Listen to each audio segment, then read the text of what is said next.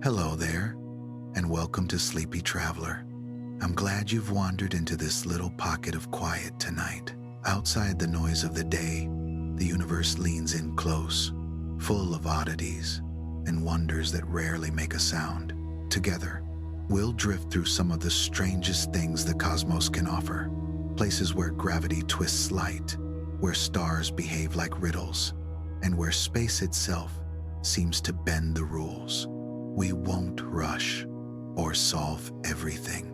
We'll just move slowly from mystery to mystery, letting each story settle like starlight on calm water. If this gentle kind of journey helps you feel a little softer at the edges, you're welcome to leave a like or quietly subscribe, only if it feels right. For now, settle in. When you're ready, we'll take the first small step into the universe's strangest corners, side by side.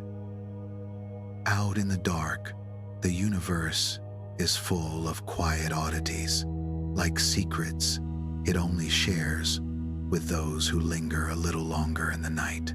Beyond the stars you can see with your eyes alone, beyond the familiar sweep of our own galaxy, there are stories so strange they seem to lean against the very edges of what we think is possible. Some of these tales belong to worlds that vanish, others to galaxies made almost entirely of something we cannot see at all. They sit there in the cosmic dusk, half revealed, asking us to come a little closer. One of those stories begins near a bright, bluish-white star called Fomalhaut, resting about 25 light-years away from our own Sunday. In the gentle language of the night that is close enough to feel like a neighbor, yet still unimaginably distant.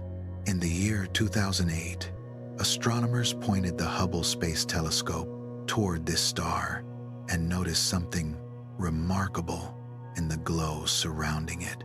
There, tucked just outside the ring of dust circling Fomalhaut, was a tiny, faint point of light that seemed to move in exactly the way a planet should.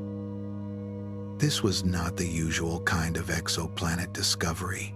Often, planets around distant stars are found indirectly by watching how the star wobbles under their pull, or how its light dips when a planet passes in front. But this one, given the name Fomalhaut b, was different. It appeared as its own small, separate speck of light in the images, a world seemingly captured in a photograph across the gulf of space. For astronomers, it felt like seeing a face in a distant crowd rather than just hearing a rumor that someone is there. It was celebrated as one of the first planets beyond our solar system to be directly imaged, a small triumph of patience, technology, and quiet human curiosity. For a while, the story seemed straightforward. Fomalhaut b circled its star within a broad ring of cold dust and ice, like a bead sliding along a ghostly bracelet. The idea of this distant world captured people's imaginations. A planet glowing faintly in reflected starlight, orbiting a bright, young star, its path traced in arcs of light and time. It felt like one more step in our growing ability to see other solar systems as real, tangible places. But then, over the next years, as astronomers kept returning to Fomalhaut with sharper eyes and more careful measurements, something unsettling happened. The little point of light that had been identified as Fomalhaut b began to change. In newer observations, it grew harder to see. Its brightness shifted, its shape became less distinct, like a candle flame thinning in a breeze. Eventually, in later images, it was simply gone. The planet that once seemed clear enough to announce to the world had vanished from view. The puzzle was almost eerie. How could a planet large enough to be seen from so far away simply disappear between one set of observations and the next. Worlds do not usually wink out of existence in just a handful of human years. That is not how planets behave. The strangeness of it made scientists step back and look again at what they thought they had seen. One possibility began to take shape, gentle at first, then stronger as more data arrived. Perhaps Fomalhaut b had never been a solid, stable planet at all. Perhaps what Hubble had glimpsed in the year 2008 was the aftermath of something violent and brief, a colossal collision between two icy bodies orbiting Fomalhaut, like distant cousins of comets or dwarf planets. If two such objects crashed together at high speed, they could grind themselves into a vast cloud of dust and debris, suddenly bright enough to show up as a distinct spot of light.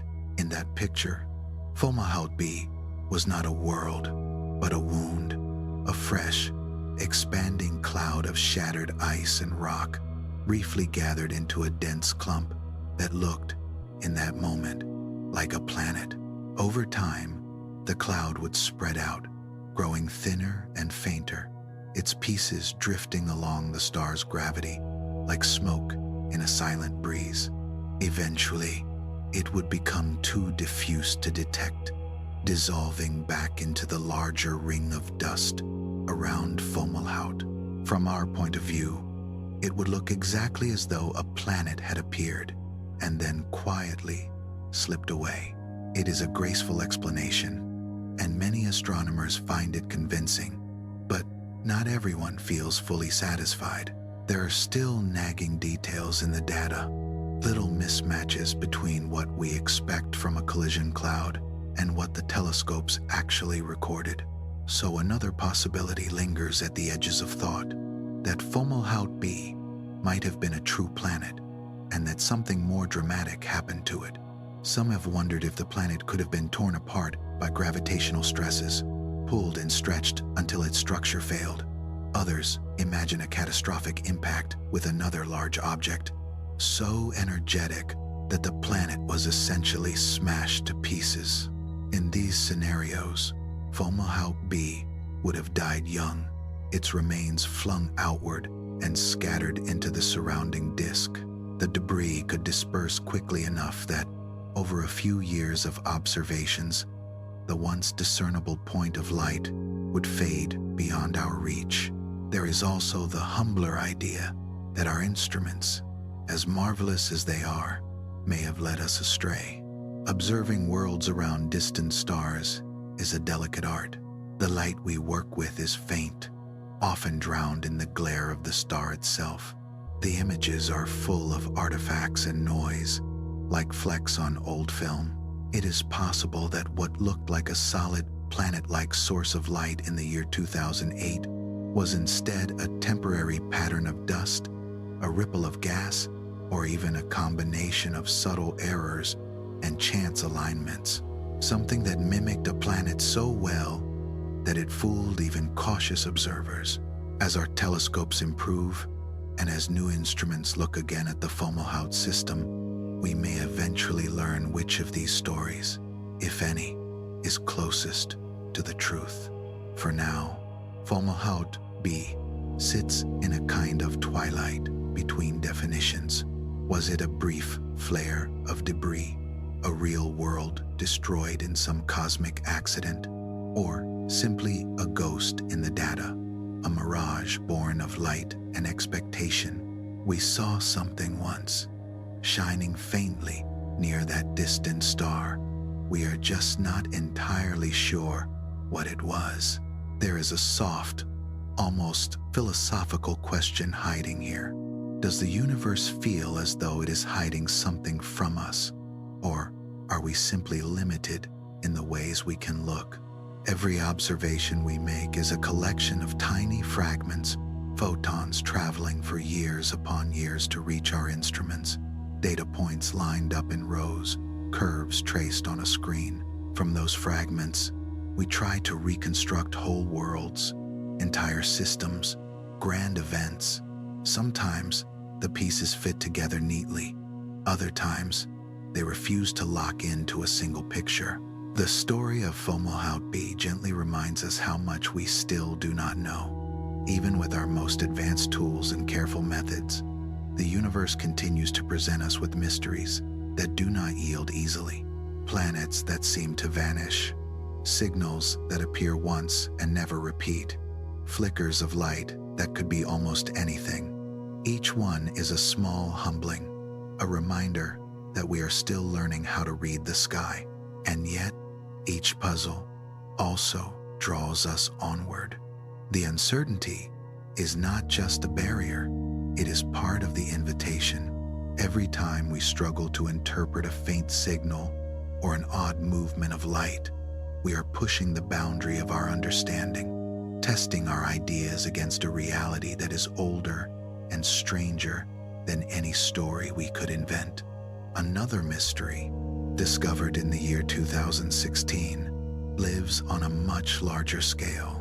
While Fomalhaut b may have been a single, doubtful point of light, this next enigma stretches across an entire galaxy.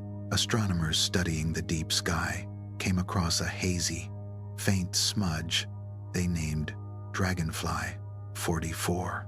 At first glance, it looked like an ordinary, dim galaxy, easy to overlook, one more whisper in the crowded darkness. But as they measured its properties more carefully, a startling pattern emerged. Dragonfly 44 barely glows. It holds only a modest number of stars, scattered sparsely like a handful of embers almost gone cold. There is little visible gas, little dust to catch starlight. If you judged it only by the light it emits, you might think it was fragile, loosely bound, easy to pull apart. Yet, when astronomers studied how its stars move, how fast they orbit within the galaxy, they realized something almost unbelievable. The motion suggested that Dragonfly 44 carries an enormous amount of mass, far more than the few visible stars could possibly account for. In fact, the best estimates suggest that less than 0.1% of its mass is made of ordinary, visible matter, stars, gas, and dust. The remaining 99.99% appears to be something else entirely: dark matter. Dark matter is one of the universe's most persistent secrets. It does not shine, does not glow, does not reflect or absorb light in any way we can easily detect. We only know it is there because of how it tugs on things we can see. In galaxies across the cosmos, stars move as though they are part of structures much heavier than their visible components would suggest. The outer regions of galaxies spin too quickly to be held together by stars and gas alone. Something unseen is providing the extra gravity that keeps them from flying apart, and we have given that hidden mass a simple, honest name: dark matter. Dragonfly 44 is like a pure, distilled example of this idea. Most galaxies contain a mix of luminous matter and dark matter. There are bright central bulbs of stars, swirling spiral arms, glowing clouds of gas. Dark matter surrounds and threads through these structures, shaping them from behind the scenes. But in Dragonfly 44, the balance is wildly skewed. The lights are almost all turned down, yet the gravitational pull is enormous. It behaves as though nearly everything holding it together is invisible. To the eye, such a galaxy would look like a faint stain, a shadow against the backdrop of space. No brilliant spiral arms, no blazing core, just a dim, ghost-like collection of stars, floating in a halo of mass we cannot directly see. And yet, in its quiet way, it is robust, bound tightly enough by gravity to keep its stars moving in a stable pattern. Something powerful is there, wrapping around it, gathering it in. The existence of Dragonfly 44 gently nudges our understanding of how galaxies form and live. We used to picture stars and gas as the main architects, their gravity drawing material together, shaping disks and clusters, building the forms we see through telescopes. Dark matter was often imagined as a kind of background scaffolding, important but somewhat distant, an unseen framework supporting the luminous structures. Here, that picture is reversed.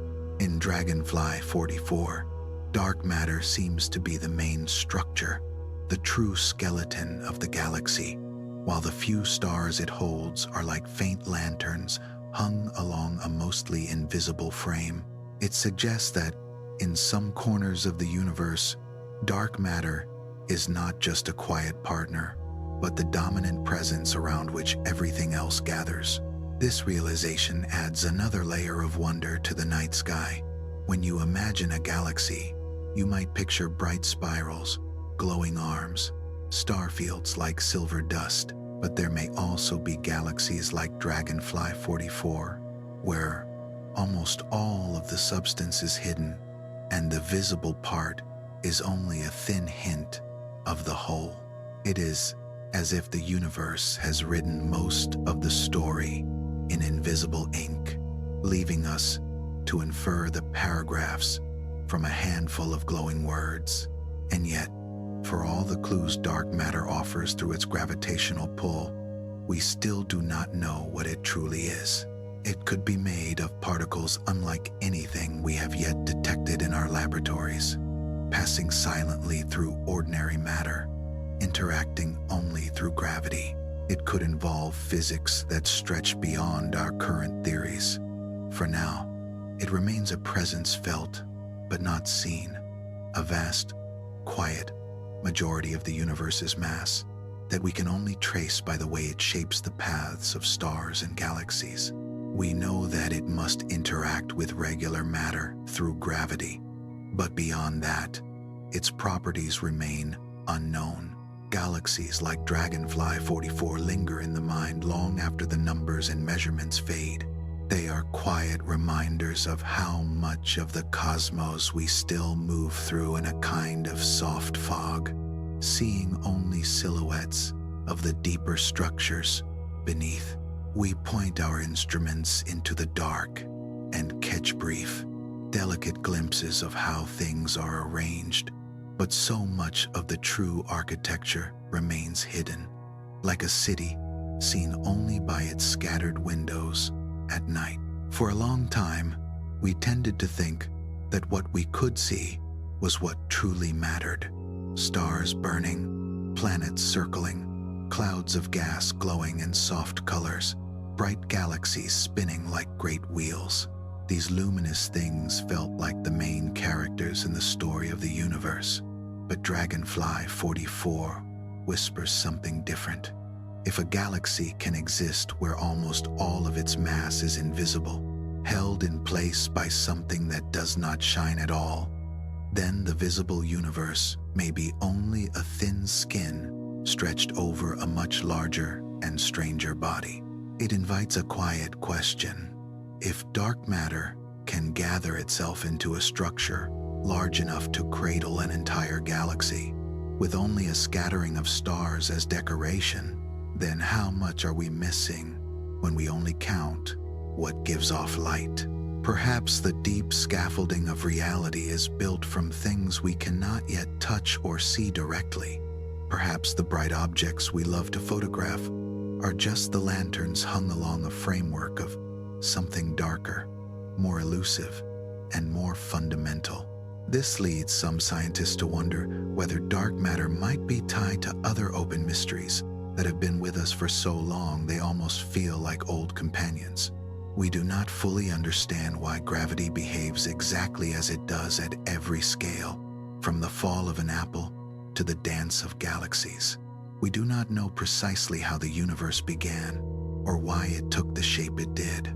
It is tempting to imagine that if we could learn what dark matter truly is, what particles or fields make it up, how it whispers to the rest of reality, then some of these other questions might soften, unfolding into clearer answers.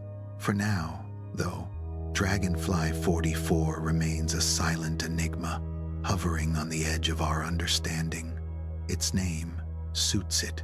Like a dragonfly skimming over a still pond, the galaxy seems delicate and hard to catch, almost invisible against the vastness around it. Yet, it is bound together by something strong, a force we cannot see directly but can feel in the way its stars move. It is a gentle reminder that the universe is far more layered and intricate than it appears at first glance, and that we are only just beginning to peel back the veils that cover its deeper workings. Where once dark matter was sometimes treated as a side note, a correction to make the equations work, it is now starting to look like one of the main threads in the tapestry. Understanding it might not only tell us how galaxies hold together, but help us glimpse the fabric of reality itself. If we shift our gaze from galaxies to the spaces between them, the mystery only deepens. In the dark stretches of the cosmos where there seem to be no stars, no gas clouds, no glowing dust where the human eye would see only emptiness, there is another secret waiting. What appears to be nothing at all is, according to quantum theory, quietly alive with activity. Quantum theory is the branch of physics that tries to describe the universe at its most delicate scales, where particles are incredibly small and time can be measured in flashes far shorter than a heartbeat. In this world, the familiar rules loosen. Certainty gives way to probabilities, and what we think of as empty space turns out to be anything but empty. In this quantum view, even a vacuum, a region with no ordinary matter, no atoms drifting through, no beams of light passing by, is not truly void. Instead, it behaves more like a simmering surface, a place where tiny, fleeting disturbances are constantly bubbling up and fading away. These disturbances are called quantum fluctuations, tiny, momentary changes in energy that occur even when, by classical standards, nothing is there.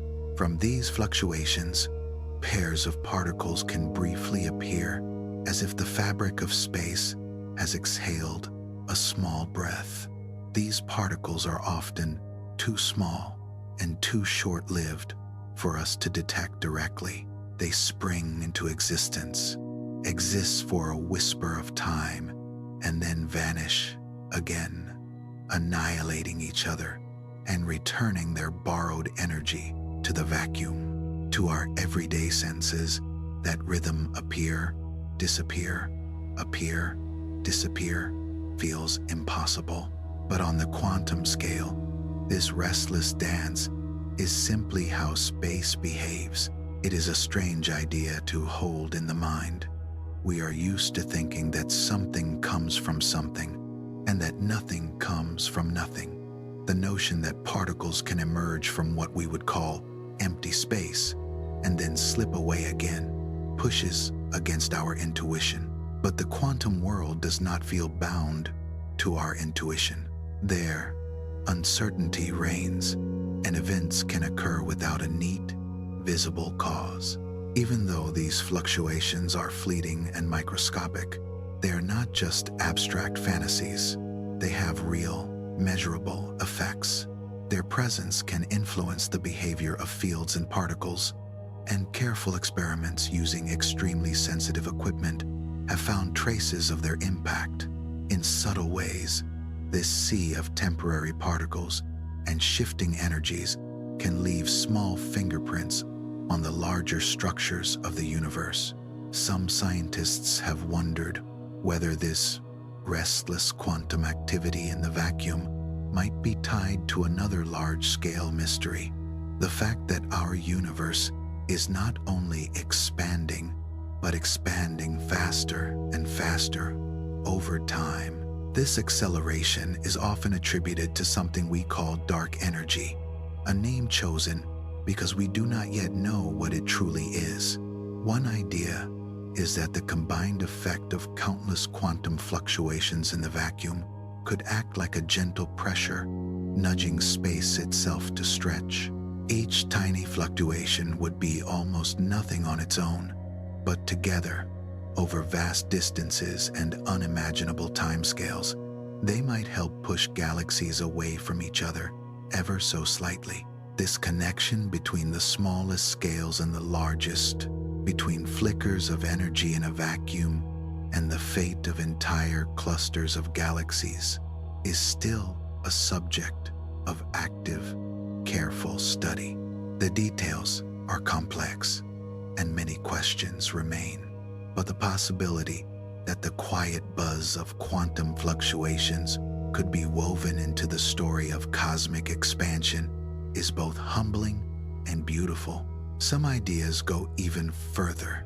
In certain speculative versions of cosmology, physicists imagine that quantum fluctuations might not only nudge the expansion of our universe, but could, under the right conditions, give birth to entirely new universes.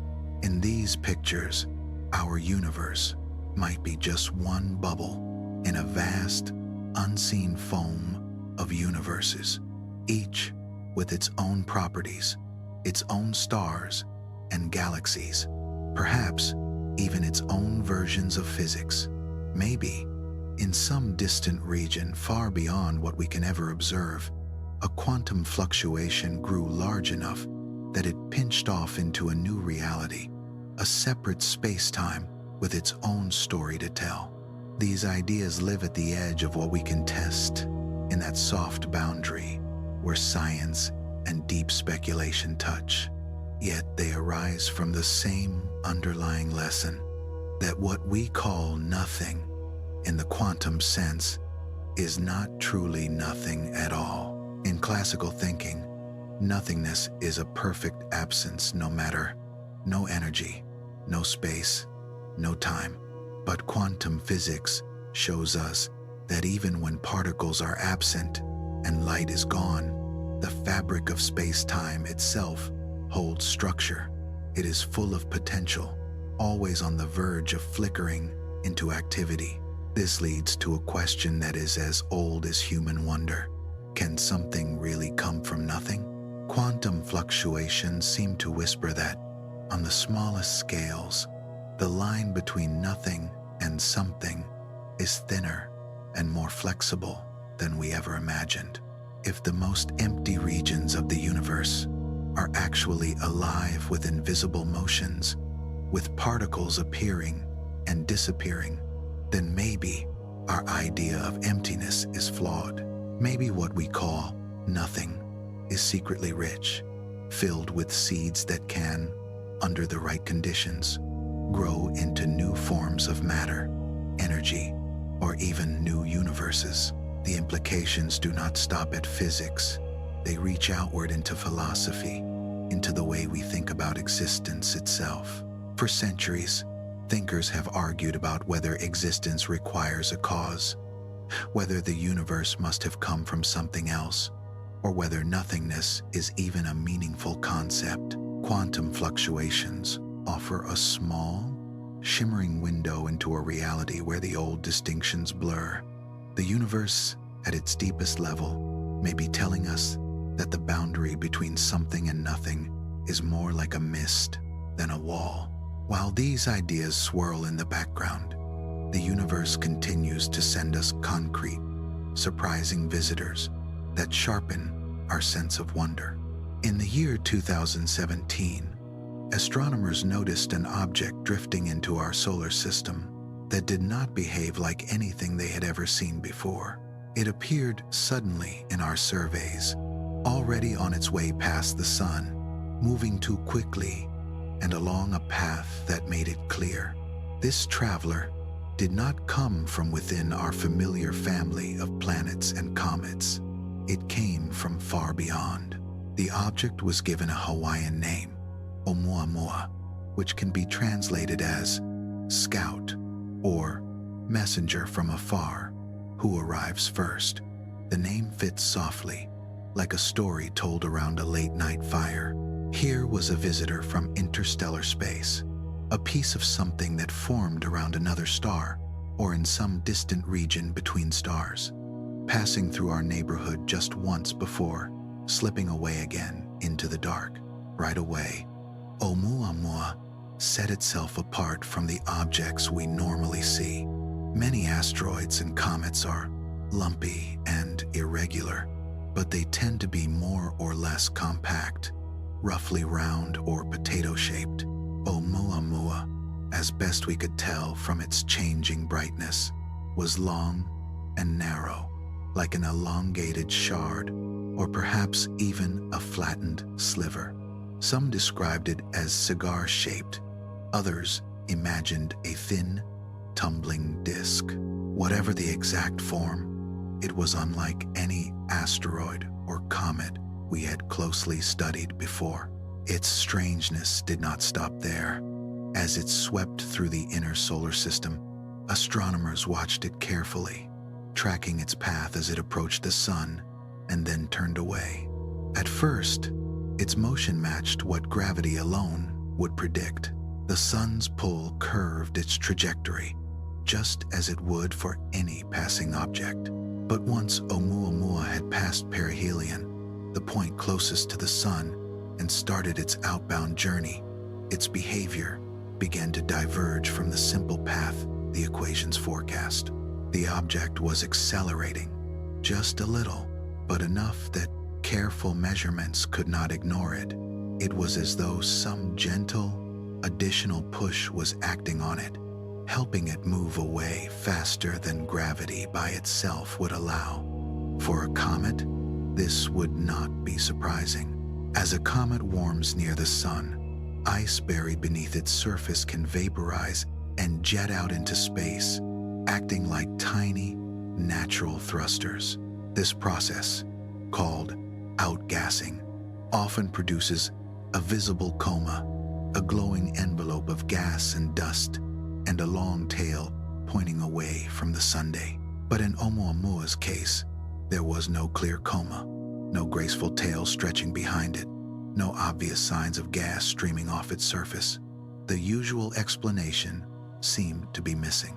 With no visible outgassing and no other straightforward mechanism in view, there was no simple, comforting reason for why Oumuamua would speed up as it left the solar system.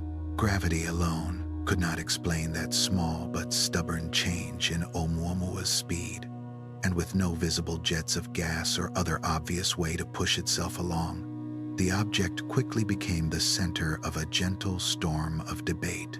In quiet offices and late-night calls, astronomers compared notes and shared ideas, trying to wrap their minds around a visitor that refused to behave like anything in their textbooks. One of the more down-to-earth possibilities is that Oumuamua might be a broken piece of a larger world, a shard of a planet torn apart long ago in some distant star system. In that picture, intense gravitational forces, perhaps from a close encounter with a massive star or a giant planet, could have shredded a rocky world into fragments.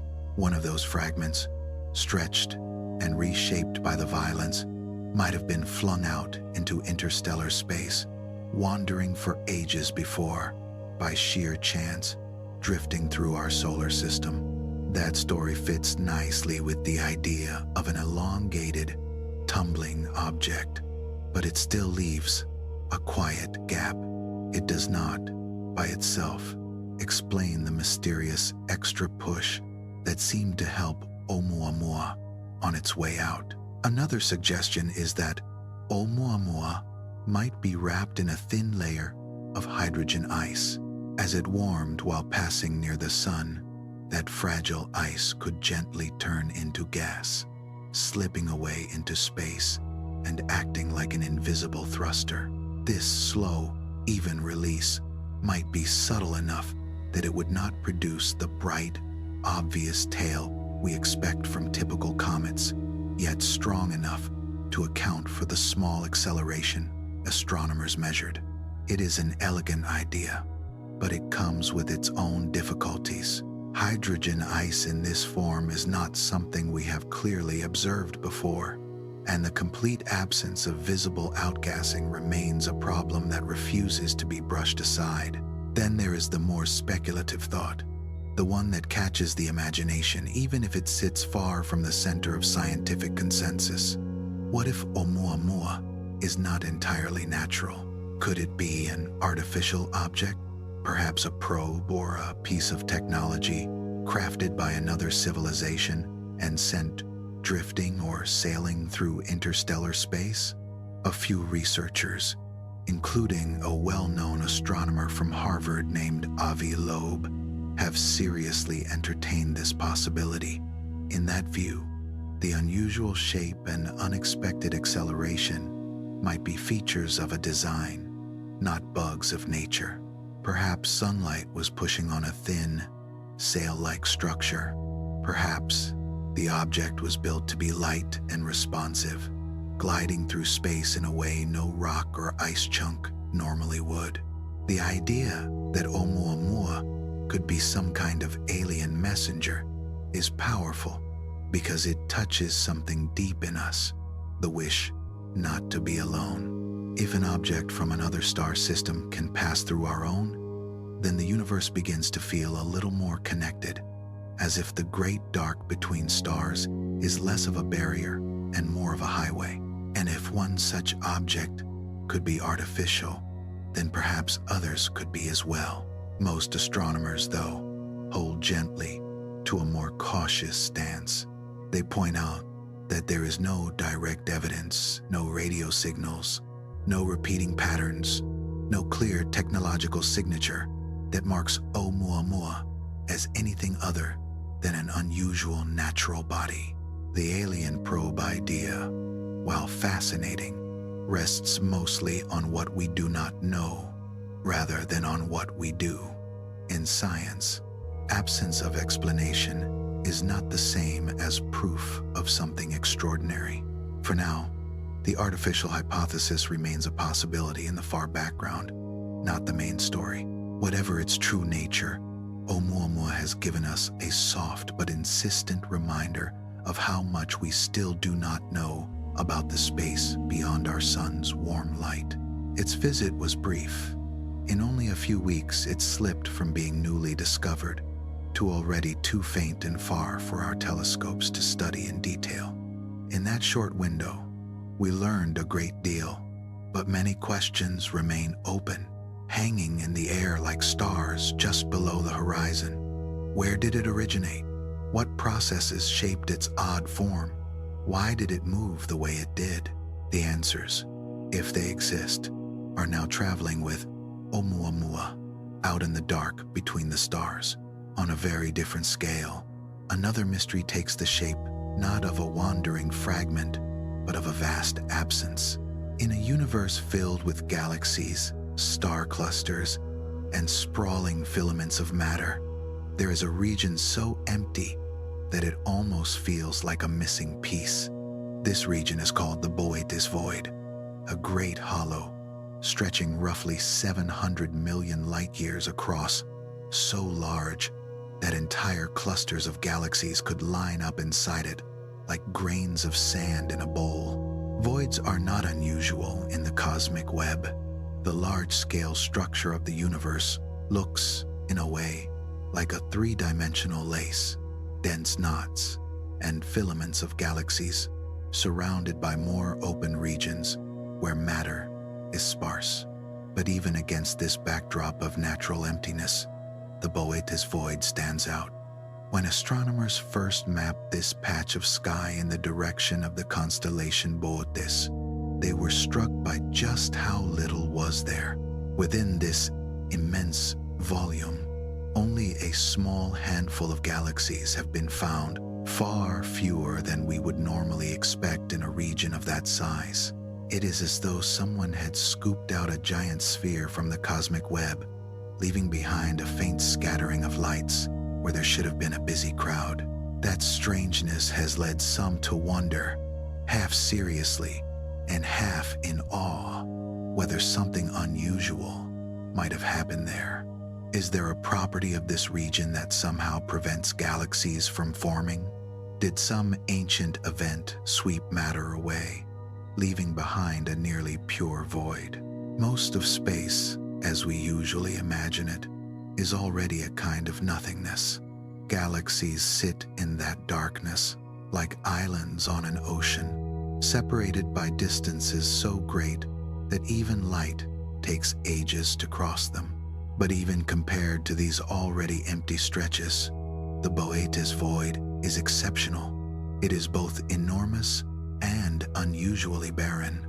That combination nudges at our understanding of how the universe built itself, hinting that there are still subtleties in the way matter clumps and disperses that we do not fully grasp.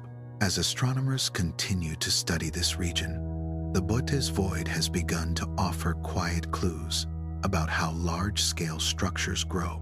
Galaxies are thought to form in regions where matter was slightly denser in the early universe. These small overdensities gradually collapsing under gravity. Meanwhile, less dense areas became emptier over time as matter streamed toward the richer regions. One possibility is that the Boetis void is simply an extreme version of this process, a place where the initial density was so low that galaxies formed only sparingly, and neighboring voids may have merged over billions of years to carve out an even larger empty zone. Even so, its sheer size and depth of emptiness remains striking.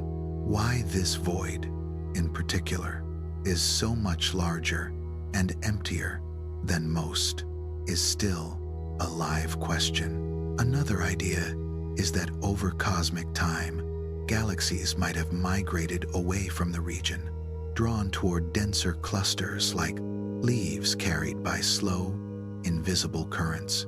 Interactions, collisions, and mergers could have nudged them along, gradually draining the area and leaving behind a vast, dark basin. Looking into such a region, it is hard not to drift into more reflective thoughts. Does emptiness itself have a role, a kind of quiet function in the grand design of the cosmos? On Earth, we often think of emptiness as a lack, a missing object, a hollow feeling, an absence of meaning. But on cosmic scales, voids are not just gaps, they are part of the structure. Without these great empty regions, matter would not have the same freedom to gather, to flow, to collapse into the clusters and galaxies we see. The cosmic web depends as much on its holes as on its threads. In that sense, the Boetis void is both ordinary and extraordinary. Ordinary because emptiness is woven into the universe everywhere. Extraordinary because its emptiness is so extreme that it demands explanation. Is it simply a rare but natural outcome of how matter spread out after the Big Bang? An extreme low-density patch that grew quieter and quieter over time? Or does it hint, however faintly, at deeper rules we have not yet uncovered? For now, it stands as a kind of cosmic question mark, a reminder that sometimes what is missing can be as important as what is present. If we move from the almost total absence of matter to places where matter clings very tightly to its star, we find another category of strangeness: planets whose very existence seems to argue with our theories. As we look beyond our solar system, we have discovered worlds of all kinds: hot giants skimming the surfaces of their stars, frozen spheres circling in deep twilight, planets with double suns, and worlds that might rain glass or metal. Among these, there are some that feel especially perplexing, as though they are daring us to explain them. These are the so-called impossible planets, worlds whose orbits or conditions are so extreme that, at first glance, they should not be there at all. They sit where models say they should not survive, or they behave in ways that our current understanding has trouble accommodating. Each one is like a quiet challenge written in starlight. Are you sure you understand how planets form, how they move, how they endure? One of the most striking examples is a world known as WASP-18b. It is a gas giant, broadly similar in size to Jupiter, but its relationship with its star is far more intense. WASP-18b circles its star so closely that it completes a full orbit in less than 24 hours. In the language of distance, it lies only about 1.9 million miles from its star, much closer than Mercury is to our Sunday. At such a distance, the star's heat and gravity are overwhelming, sculpting the planet's environment into something harsh and extreme. This proximity creates powerful tidal forces, the same kind of gravitational stretching that the moon exerts on Earth's oceans, but magnified to an almost unimaginable degree. According to our current models, those tides should steadily drain energy from the planet's orbit. Over time, we would expect WASP-18b to spiral inward, inching closer and closer to its star until it is torn apart or swallowed entirely. From this perspective, such a close-in gas giant should not last very long on cosmic timescales. And yet, there it is, apparently intact, holding its orbit in defiance of our expectations. Its survival suggests that something about the tidal interaction between this planet and its star is different from what our standard equations predict. Perhaps the star's internal structure responds to the planet's pull in a more complex way. Perhaps the planet itself has properties such as a particular internal composition or distribution of mass that change how energy is exchanged. Whatever the reason, WASP-18b invites us, quietly but firmly, to look again at how gravity, motion, and time weave together in the intimate embrace between a star and its world, and to accept that there are still subtleties in that dance we do not yet fully understand. Some scientists gently wonder if the secret to WASP-18b's survival might be hidden inside the planet itself. Perhaps its internal structure distributes mass in an unusual way, changing how it responds to the star's pull. Or maybe its atmosphere acts like a cushion, absorbing and redistributing some of the tidal stress. For now, these possibilities remain sketches rather than finished pictures. WASP-18b still sits there, close to its blazing star, as a quiet riddle wrapped in cloud and fire. And it is not alone in its strangeness. Far from our own familiar orbits, there are other exoplanets that seem to lean against the rules we thought were firm. Some do not just circle their stars in odd places. They move in directions that feel almost rebellious. In many systems, we find planets traveling backward, looping around in the opposite direction to their star's rotation. This kind of motion is called a retrograde orbit. In our own solar system, all of the major planets travel around the Sun in the same general direction that the Sun itself spins. That shared sense of direction comes from their common origin, a rotating disk of gas and dust that slowly flattened and clumped into planets, moons, and other bodies. Everything inherited the spin of that ancient disk, like leaves swirling in the same direction on a slow, turning river. But around some distant stars, planets such as HATP-7b and WASP-17b seem to run upstream. Their orbits swing opposite the star's spin, as though they are pushing against the natural flow of the system. At first sight, this contradicts the simple picture of planets gently forming and settling into motion within a rotating disk. If they were born there, they should have kept its direction. One way to make sense of these retrograde worlds is to imagine that their orbits did not stay peaceful. Over time, gravitational encounters with other massive bodies, another giant planet, a passing star, or even many smaller tugs acting together could have twisted their paths. These gravitational perturbations might tilt or flip a planet's orbit, turning a once normal path into a backward loop. A close, chaotic encounter could send a planet into a new trajectory, even reversing the direction in which it circles its star. Still, shifting a planet into a retrograde orbit without throwing it completely out of the system or tearing it apart is not simple. The forces involved are immense, and the delicate balance required is hard to model. Retrograde planets like WASP-17b remind us that real systems can be messier than neat diagrams. Gravity, over long stretches of time, can create arrangements that our first models did not predict.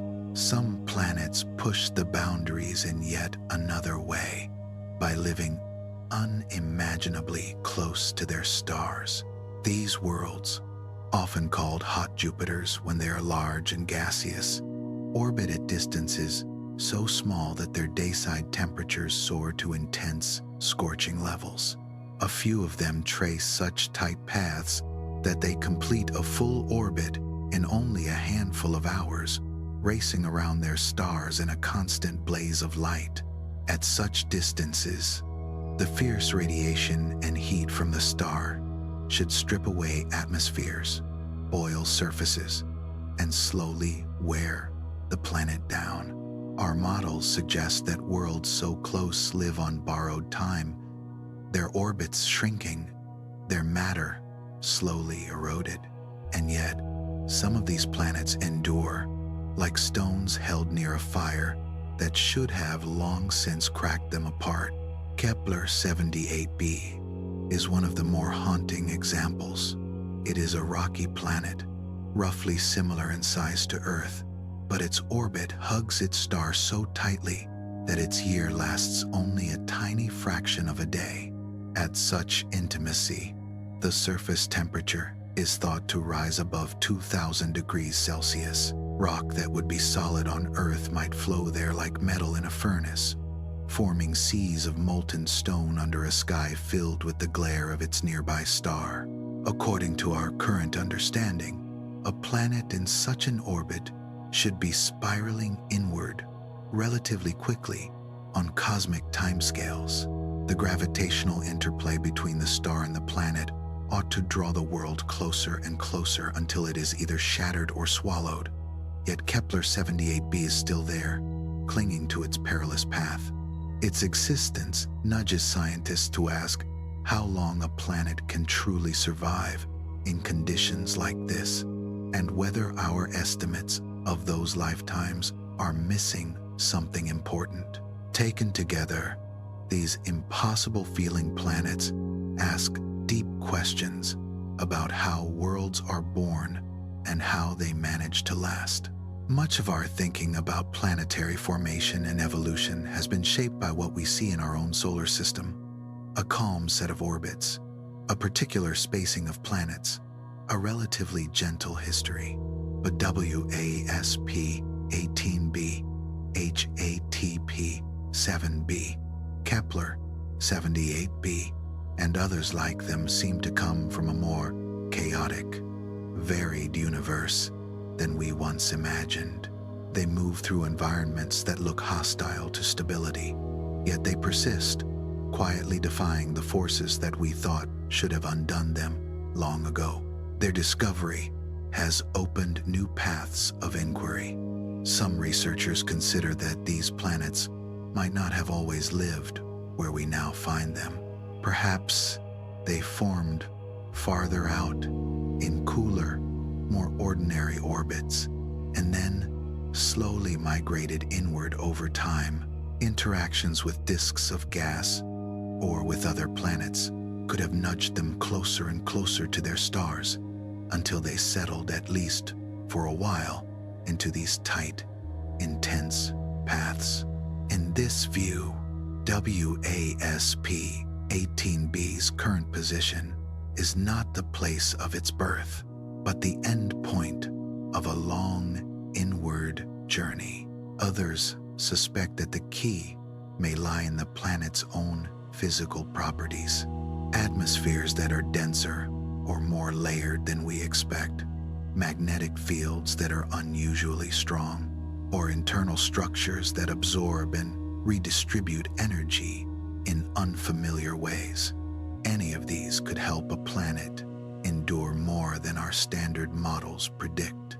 A powerful magnetic field, for example, might help shield a planet from some of the harshest effects of its star's radiation and winds. A thick, complex atmosphere might radiate heat away differently, or respond to tidal forces in a way that prolongs the planet's life.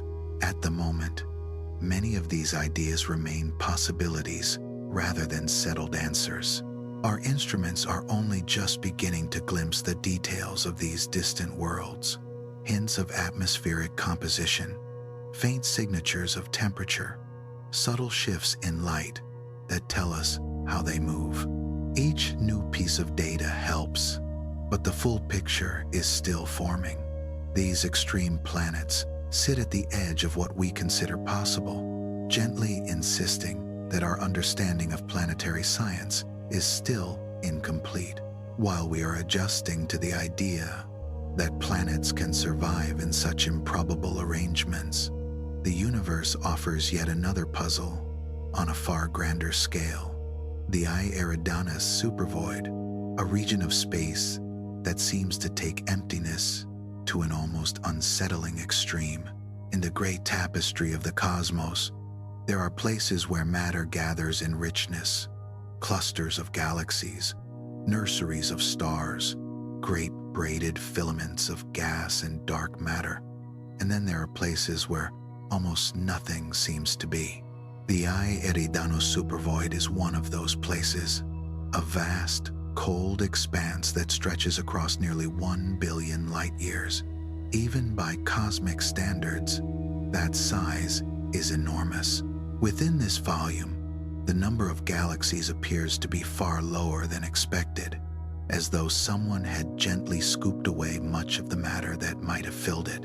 It is not just another small pocket of lower density. It is one of the largest known voids in the universe, a region so empty and so extended that it has left astronomers quietly puzzled for years.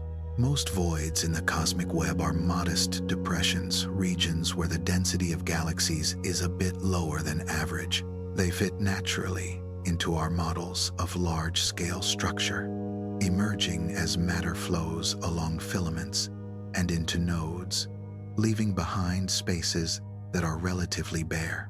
The I Eridanus supervoid, however, seems to go beyond this usual pattern. Its size alone makes it unusual. It is as if the universe has carved out a gigantic hollow in this direction, leaving a vast, dim basin in the bright scattering of galaxies. Clues about this strange region first came not from a direct map of galaxies, but from the sky's oldest light, the cosmic microwave background, or CMB. This faint glow is the leftover radiation from the Big Bang, spread almost uniformly across the entire sky, with only tiny temperature variations here and there. Those slight differences in temperature hold information about the early universe, its density, its ripples, its first structures. When astronomers look toward the constellation Eridanus, they notice something unusual in the CMB. A large, relatively cold patch, cooler than its surroundings, by more than simple randomness seemed to allow. This so-called cold spot stood out like a bruise on an otherwise gently modeled surface. Its existence raised questions because it did not fit neatly within the expected range of natural fluctuations in the early universe's glow. Later observations showed that this cold region in the CMB aligns with the I Eridanus supervoid, the same vast area that appears unusually empty of galaxies. The alignment suggests that light traveling through this immense zone might have been affected by its lack of matter, losing a little energy as it crossed the nearly barren region and arriving slightly cooler than light that passed through more typical parts of the cosmos.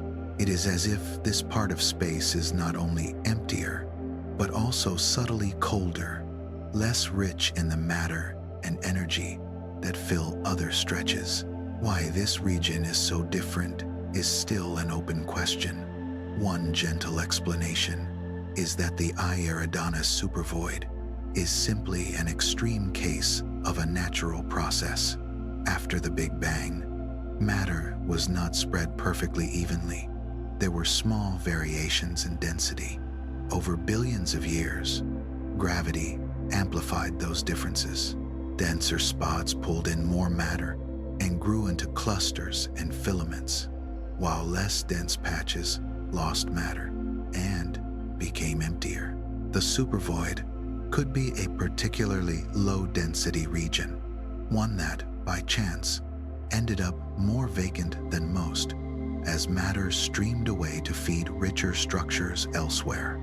Yet even this picture does not fully erase the sense of oddity. The size and depth of the I Eridanus supervoid push the limits of what our standard models would comfortably predict, leaving some astronomers searching for more adventurous explanations.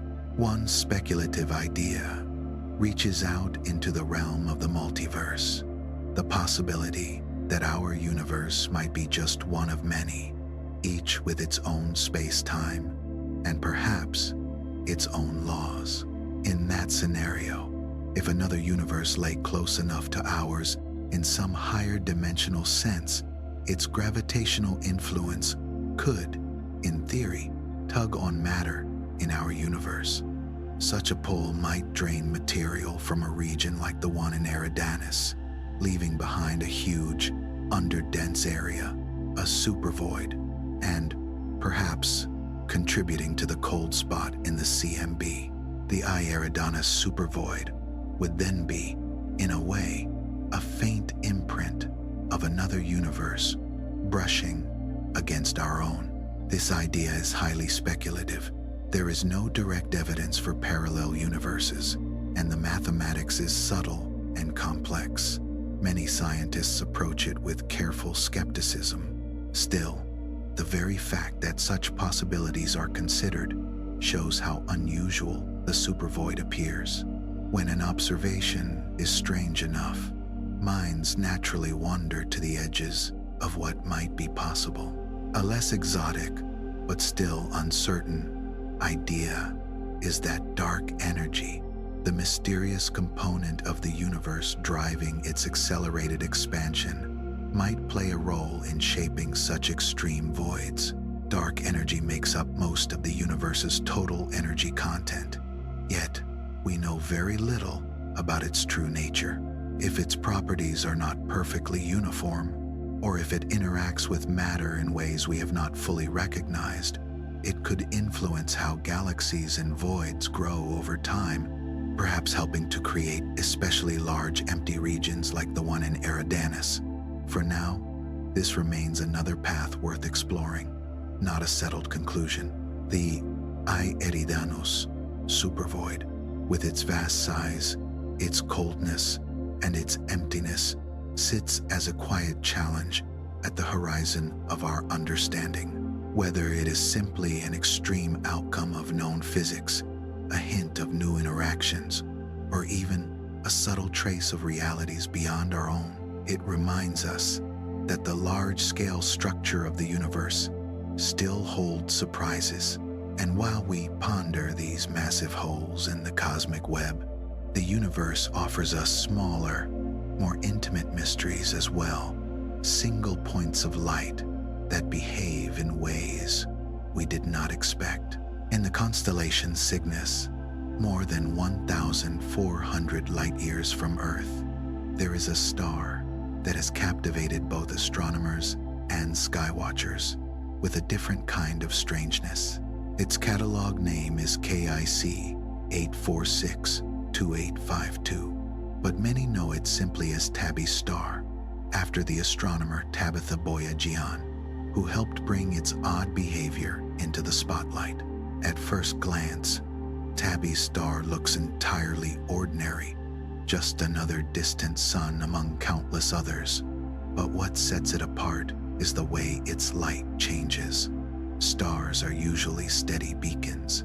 Their brightness may vary slightly over time due to natural processes, but for the most part, they shine with a consistency that makes them reliable markers in the sky, their brightness fluctuating only slightly over time.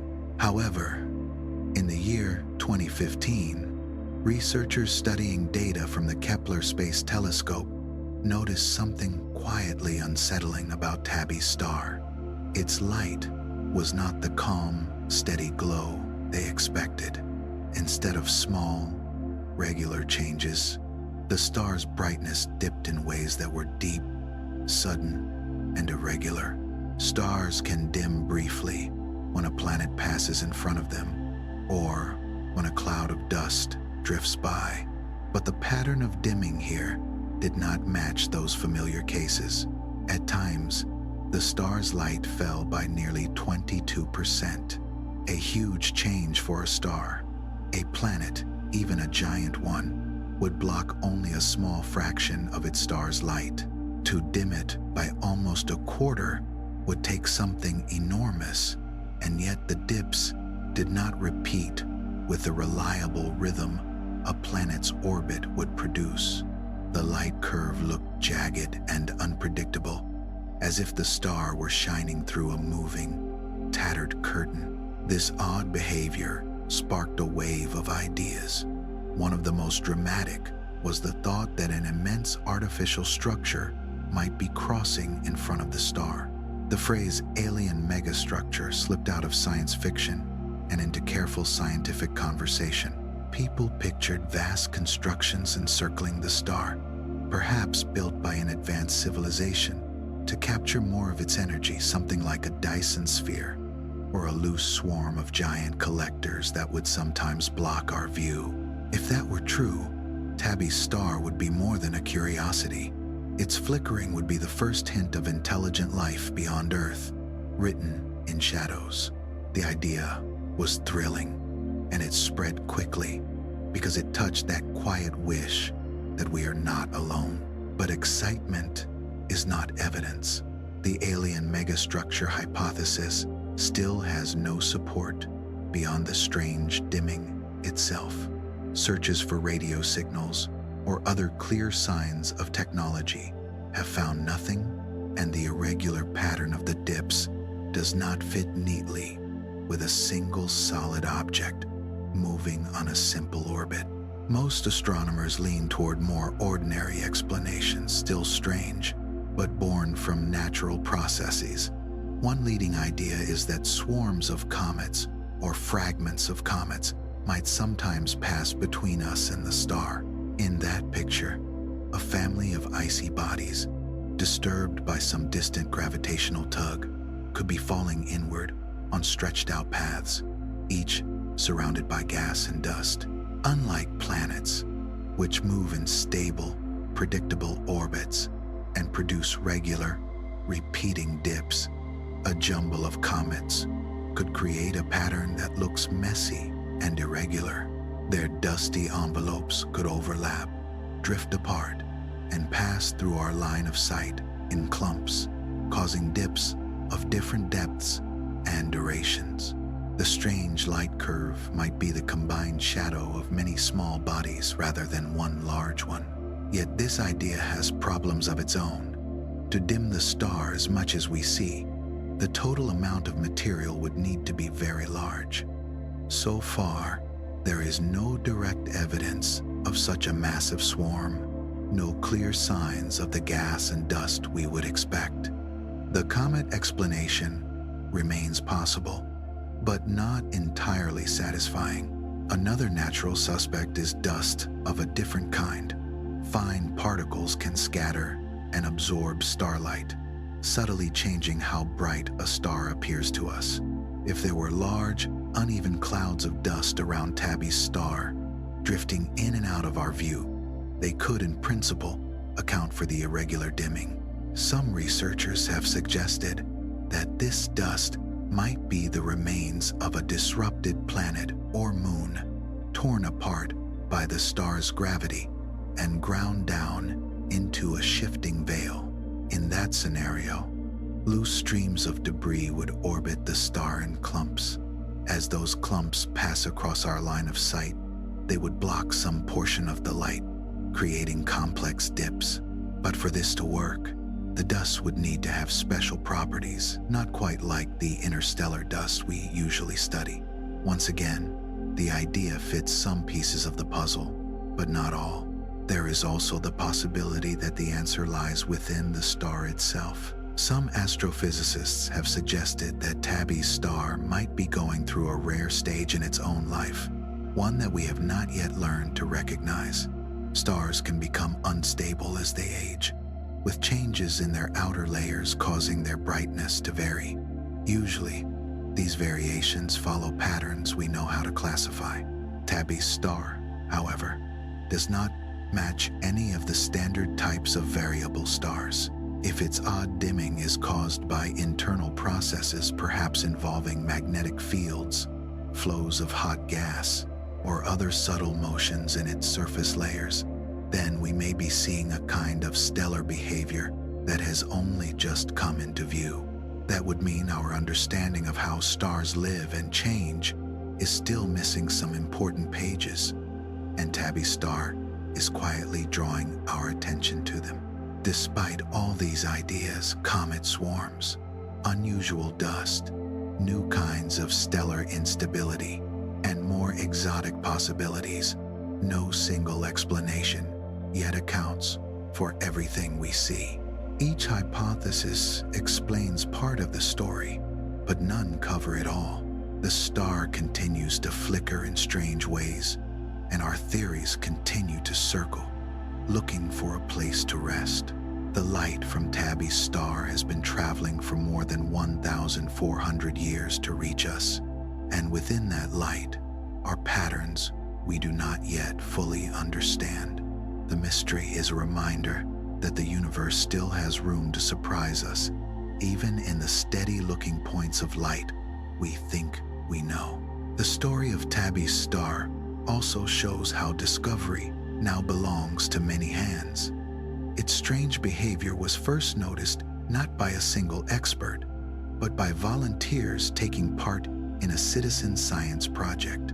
In efforts like Planet Hunters, people from around the world sift through real telescope data, looking for the tiny dips in brightness that might signal a planet or something stranger. In this case, it was those citizen scientists who first spotted that the dips in brightness were too deep and too irregular to be ordinary. They raised the alarm, and professional astronomers looked closer. Together, they turned a faint anomaly in a light curve into one of the most intriguing celestial puzzles of our time. As new observations accumulate, Tabby's star quietly asks us to stay both careful and open-minded. We are invited to hold skepticism and wonder side by side, to demand good evidence, but also to accept that some questions take time to answer. In a universe this wide, many mysteries will resist quick explanations. From this flickering star, we can let our thoughts drift back to the soft glow of nebulae, where gas and dust form shapes that sometimes look almost deliberate. Most nebulae appear as tangled clouds, their edges frayed by stellar winds and radiation.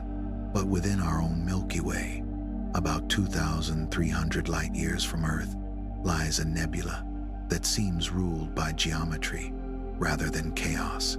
Astronomers call it the red rectangle. The red rectangle does not draw attention because of its size, but because of the uncanny neatness of its shape. Seen from Earth, it resembles a glowing red cross with long, parallel bars of light extending outward from a bright core. Those bars define a form that looks very much like a rectangle traced in light, far more regular than the soft curves usually seen in cosmic clouds. At the center of this structure is a pair of stars bound together in a binary system. They orbit a shared center of mass, their light filtered and scattered by surrounding material. That scattered light illuminates the gas and dust, revealing the crisp lines and layered structure of the nebula. The result is a pattern so straight and tidy that it almost looks drawn, as if some invisible hand had used a ruler rather than the rough tools of winds and gravity. One widely accepted idea is that the red rectangle shape arises from the complex interaction between those two central stars and the material around them. As the stars orbit one another, they can drive outflows and jets of gas and dust, channeling them along preferred directions. Over time, repeated outflows could build up stacked layers and sharp edges, carving out the luminous bars we see from afar and giving the nebula its ladder-like look. Even so, the red rectangle remains unusual. Binary stars often create some degree of symmetry in the nebulae around them, but rarely with such straight lines and well-defined angles. In most cases, turbulence and random variations blur the edges, turning symmetry into suggestion rather than precision. Here, the structure seems determined to stay clean and sharp, resisting the usual softening. Its deep reddish glow adds another layer to the mystery. The color likely comes from a combination of gas and dust lit by the central stars. Many astronomers suspect that complex organic molecules known as polycyclic aromatic hydrocarbons are present within the nebula. These molecules, common in interstellar space, can emit reddish light when illuminated, painting the nebula with a warm, otherworldly tone. Yet the exact mix of substances and processes that produce this particular shade is still not fully pinned down. Because of its remarkable symmetry and color, the red rectangle has inspired more speculative ideas as well. Some researchers have wondered whether magnetic fields might be guiding the gas and dust, helping to enforce the nebula's straight edges by steering material along invisible lines. Others think the interaction between the two stars may involve disks, winds, and jets in arrangements more complex than our current models capture. These ideas remain unproven, hovering gently at the edge of what we know, but they hint at the sense of wonder the red rectangle inspires, a quiet amazement that, even in a universe full of turbulence and chance, there are places where nature seems to draw with such clear, geometric precision. At the heart of the red rectangle, the light that sketches those unnervingly straight lines comes from a pair of stars locked in a close, complicated dance. One of them is an aging red giant, a star in the late chapters of its life, swelling and cooling as it slowly runs out of fuel. The other is a smaller companion, most likely a white dwarf, the compact remnant of a star that has already passed through its own red giant phase and shed much of its outer self. As the red giant nears its end, it begins to loosen its grip on its outer layers, letting shells of gas drift away into space. This shedding is common in dying stars, especially in binary systems. But in the red rectangle, the material does not simply expand in a hazy sphere. Instead, it seems to be gathered and guided into an ordered, layered structure, as though the companion star is quietly shaping the flow. The gravity of the smaller star, together with the motion of the pair, appears to funnel the outflowing gas into preferred directions. Rather than spreading evenly, the material is steered into specific paths, helping to carve out the nebula's distinctive rectilinear form. The result is a kind of cosmic architecture built from stellar breadth and orbital motion. Around both stars lies a circumbinary disk, a broad, flat structure of gas and dust that orbits the pair as a whole. This disk likely plays a central role in the nebula's geometry. It acts like a sculptor's tool, channeling and constraining the gas that leaves the red giant, nudging it into narrow lanes and layered sheets. Over time, repeated outflows interacting with this disk may have traced the straight bars and sharp angles that define the red rectangle's shape. The disk also serves as a mirror of sorts. Dust grains within it scatter and reflect the starlight, illuminating the surrounding material and making the nebula visible to us.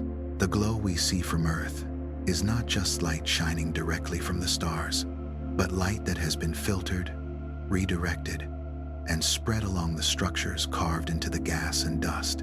Even with these ideas in place, the red rectangle refuses to be fully explained. The precision of its geometry is still startling. In space, gas and dust are usually subject to many unruly influences: stellar winds that gust and shift, radiation that pushes and erodes, turbulence that stirs and twists. These forces tend to produce soft edges and irregular forms. The fact that the red rectangle has maintained such crisp symmetry across cosmic time suggests that something more may be at work, subtle influences we do not yet completely understand. Its existence nudges us toward larger questions about order and chaos in the universe. We are used to thinking of cosmic processes as wild and unpredictable, dominated by explosions, collisions, and swirling flows. Yet here's a structure that looks deliberately shaped, its lines and angles reminiscent of human-made geometry. It does not mean there is intention behind it, but it does hint that, under the right conditions, order can emerge naturally, even in turbulent environments. For astronomers, the red rectangle is more than a pretty oddity. It is a laboratory in the sky. By studying it in greater detail, peering into its disk, tracing the motion of its gas, mapping the influence of its binary stars, scientists hope to learn more about how nebulae form and evolve, how magnetic fields might guide matter, and how gravity, radiation, and motion weave together to create structure.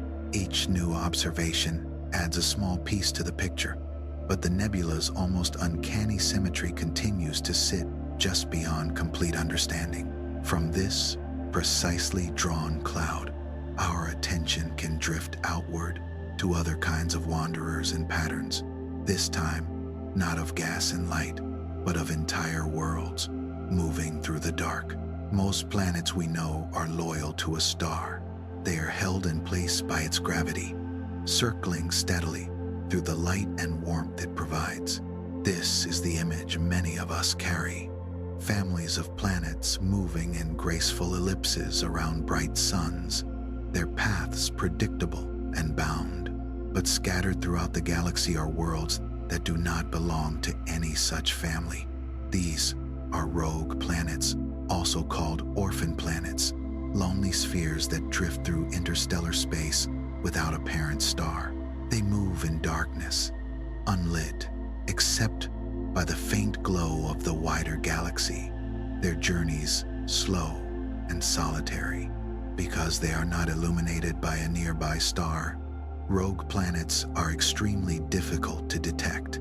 They do not reflect enough light to stand out against the black. Yet many astronomers suspect that they may be astonishingly common, possibly numbering in the billions across our galaxy alone. They could be passing right now through the quiet spaces between the stars, unseen. Their origins are still a gentle mystery. Some may have formed within normal planetary systems and then been flung out by strong gravitational encounters, perhaps during a time when giant planets were shifting positions and stirring everything around them. Others might have formed more like very small stars, condensing directly out of collapsing clouds of gas and dust, but never growing massive enough to ignite nuclear fusion at their cores. Whatever their beginnings, the result is the same: a planet set loose to wander, no longer anchored to the light of a single sun. The presence of these wanderers complicates our picture of how planets form. The traditional model tells a neat story. A young star gathers a disk of gas and dust. Clumps within that disk grow into planets, and those planets settle into relatively stable orbits. This simple view works fairly well for our own solar system and many others. But rogue planets hint that the real story includes more chaos, scattered worlds, failed stars, and systems that sometimes eject their children into the dark. One of the most intriguing questions about rogue planets is whether any of them might still provide habitats where life could exist. At first glance, the answer seems to be no. Without a nearby star, their surfaces would be extremely cold. Ice would dominate, and sunlight-dependent life as we know it would have no foothold. Yet, as we have learned more about extreme environments on Earth, that first impression has softened. Beneath thick layers of ice, it is possible for oceans to remain liquid if there is enough internal heat. Some scientists have suggested that certain rogue planets might have subsurface seas kept warm by their own interiors, even in the absence of starlight. This internal heat could come from several sources. One is tidal heating, where gravitational stretching and squeezing generate warmth. If a rogue planet had a moon, or if it passed near a massive object during its long journey, those interactions could pump energy into its interior, keeping parts of it warm. Another source is the slow decay of radioactive elements in the planet's core, which can produce a steady flow of heat over billions of years. On Earth, life has been found thriving in places that once seemed too extreme to support it.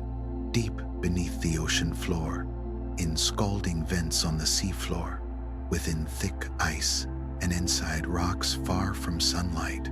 These discoveries have expanded our idea of what habitable can mean. If microorganisms can live in dark, high-pressure, chemically rich environments here, then perhaps similar forms of life could exist deep beneath the frozen crust of a rogue planet, nourished by chemical energy and warmed by internal heat. This remains speculation, but it gently stretches our imagination. For a long time, the search for life beyond Earth focused on the so-called habitable zone around stars, the region where temperatures at a planet's surface might allow liquid water to exist. Rogue planets suggest that this is not the only way. A world without a sun could still host hidden oceanic habitats below its surface, making it a potential cradle for simple life. Finding such planets is a challenge. Because they are not lit by a nearby star, we cannot easily spot them by the usual methods used for exoplanets. Instead, astronomers often rely on gravitational microlensing, a technique that uses the bending of light predicted by general relativity. When a massive object passes in front of a distant star from our point of view, its gravity can act like a lens, briefly magnifying the star's light. If the lensing object is a rogue planet, the brightening will be short-lived, but detectable with careful monitoring. Through this method and others, a few candidate rogue planets have been identified. One of the better-known examples is an object cataloged as CFBD SIR 2149043. located roughly 100 light-years from Earth. It appears to be a gas giant similar in size to Jupiter, drifting freely without a host star. This world is not a place where life as we know it is likely to flourish, but its discovery has provided a valuable proof of concept. We can find and study planets that wander alone. As our instruments grow more sensitive and our surveys more extensive, we are likely to uncover many more of these solitary worlds. Some estimates suggest that there could be as many rogue planets in the Milky Way as there are stars, perhaps even more.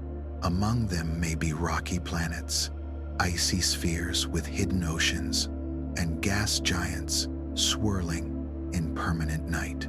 Their variety could rival that of the planets bound to stars, opening a new frontier in our understanding of planetary diversity. While these drifting worlds move slowly through the galactic dark, another kind of cosmic traveler races to the opposite extreme. Within the gentle, mostly predictable motions of stars in a galaxy, astronomers have grown used to certain patterns. Stars orbiting the galactic center at speeds that, although swift, remain comfortably within the range set by the galaxy's gravitational pull. Every so often, hidden among the more ordinary motions of the stars, astronomers find outliers, runaways, that refuse to follow the gentle, shared rhythm of galactic life. These are hypervelocity stars, rare and restless, moving so quickly that they can outrun the gravitational pull of their home galaxy. Instead of circling the galactic center like most stars do, they are flung outward, racing toward the quiet, thin spaces between galaxies. In a typical galaxy, stars move at what already feels like astonishing speeds, on the order of a few hundred kilometers per second as they orbit the center. But hypervelocity stars go far beyond that. Some of them are measured traveling at more than 1,000 kilometers per second, fast enough to slip past the galaxy's escape velocity and leave its grip behind. Once they cross that threshold, there is no coming back. They are set on a one-way journey into the vast intergalactic dark. Where do such stars come from, and what gives them such extraordinary speed? One of the leading ideas points to the most intense hearts of galaxies, the regions near supermassive black holes. Many galaxies, including our own Milky Way, host a supermassive black hole at their center.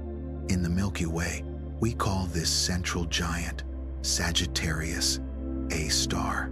Its gravity is so strong that it shapes the motion of stars in its neighborhood, pulling them into tight, fast orbits or swallowing them if they stray too close. Sometimes, a binary star system, a pair of stars bound together, can wander into this dangerous region. When that happens, the complex tug-of-war between the black hole's gravity and the mutual pull of the two stars can lead to dramatic outcomes. In one possible scenario, the black hole captures one star, drawing it inward, while the other is slingshotted away at incredible speed. The captured star disappears into the central maelstrom. The flung star becomes a hypervelocity traveler, shot outward like a stone from a cosmic sling. Near Sagittarius A star, such interactions are thought to happen from time to time, especially over the long lifetimes of galaxies.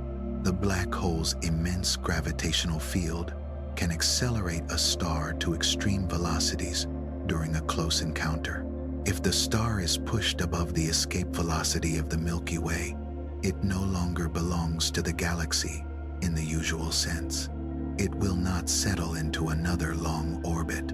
Instead, it will keep going, crossing the galactic halo, then the faint outskirts, and eventually the thin, lonely regions between galaxies. Another way to create hypervelocity stars is to let whole galaxies tug on each other. When galaxies pass close or collide, their mutual gravity can twist and distort their shapes, fling gas into long tails, and scramble the orbits of stars.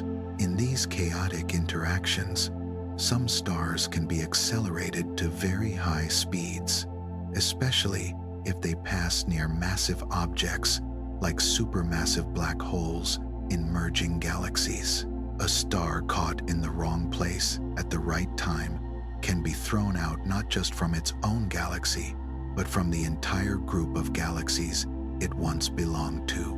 Because they move so fast and often travel outward from their origins, hypervelocity stars offer a special kind of window into extreme astrophysical environments. Each one carries with it a memory of the forces that launched it. By measuring their speeds, directions, and compositions, astronomers can learn about the gravitational landscapes near supermassive black holes, the shape and mass of the galactic halo, and the dynamics of past galactic encounters. The first recognized hypervelocity star, often called HVS-1, was discovered in the year 2005 by astronomers using the MMT Observatory in Arizona. They found a star moving at more than 700 kilometers per second relative to the Milky Way, far faster than typical stars in our neighborhood. Its trajectory pointed back toward the galactic center, suggesting it had likely been ejected after a close encounter with Sagittarius A star. Since then, dozens more have been identified, each one hinting at a violent chapter in its own past. The life of a hypervelocity star is, in many ways, a lonely one. Once it has been thrown out of its galaxy, it leaves behind the dense, familiar stellar neighborhoods and drifts into regions where stars are few and far apart. As time passes, it crosses the galactic halo, then moves into the almost empty stretches between galaxies, where the nearest star may be many light years away. In such vast emptiness, the chance of meeting another star, let alone a planet, is tiny. The star will spend the rest of its existence traveling outward, its birthplace shrinking to a distant point behind it. This isolation and speed raise quiet questions about their ultimate fate. While most stars spend their lives as part of a galactic community, orbiting in patterns set by millions or billions of neighbors, hypervelocity stars are exiles. They are cut loose from those networks and left to traverse the universe alone. Over billions of years, they will drift through the intergalactic night until they exhaust their fuel and grow dim, their stories written only in their motion. The existence of hypervelocity stars also tells us something important about the nature of galaxies themselves. It shows that the surroundings of supermassive black holes are not just static, stable regions where stars calmly orbit forever. Instead, they are dynamic, sometimes violent environments where gravity can play out its full power, altering orbits dramatically and, in rare cases, flinging stars away entirely. It reminds us that galaxies are not quiet, unchanging islands, but evolving systems shaped by encounters, mergers, and the restless movements of their own components. Yet, for all their speed, hypervelocity stars are not easy to find.